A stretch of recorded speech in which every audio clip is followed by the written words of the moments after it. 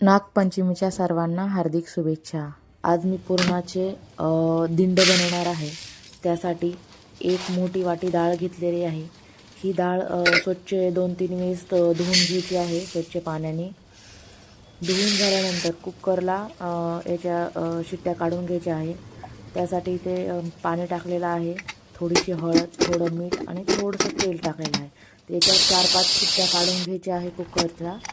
हे बघा, डाळ आपली एकदम व्यवस्थित शिजलेली आहे, एकदम मऊ झालेली आहे।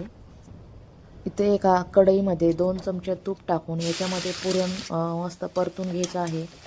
थोडं परतत आलं की याच्यामध्ये 1 वाटी गूळ घालायचा आहे। गूळ घालून झाला की थोडासा मऊ झाला की याच्यामध्ये विलायची पावडर टाकून घ्यायची आहे। आणि पुरण वाटत बसायची गरज नाही आहे, याचे असेच बनवायचे आहे। इथे मी 1 वाटी मोठी वाटी गव्हाचं पीठ घेतलेलं आहे आणि छोटी वाटी मैदा घेतलेला आहे। थोडंसं मीठ टाकून थोडं पाणी ॲड करून याचा घट्ट असा गोळा मळून घ्यायचा आहे। बघू शकता इथे मी थोडंसं तेल लावत आहे, म्हणजे पिठाचा गोळा थोडासा मऊ होईल। बघू शकता एकदम छान झालेला आहे।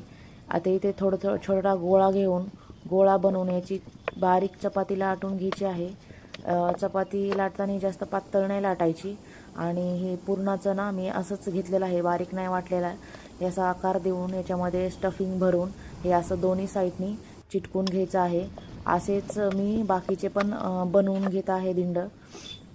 बघू शकता तुम्ही, एकदम सोपी रेसिपी आहे, करायला इजी आणि खायला तर एकदम चविष्ट।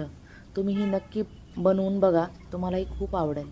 इथे मी एका कढईमध्ये पाणी उकळायला ठेवलं होतं। पाणी उकळून झालेलं आहे। इथे याचे आपले दिंड ठेवून देऊ।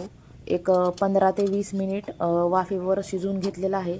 बघू शकता एकदम मस्त झालेलं आहे। आणि असे जेव्हा ओपन केलं तेव्हा फुगलेले पण होते। ते बाकीचे पण मी असेच वाफवून घेत आहे। बघू शकता एकदम छान असे झालेले। तुम्ही नक्की ट्राय करा।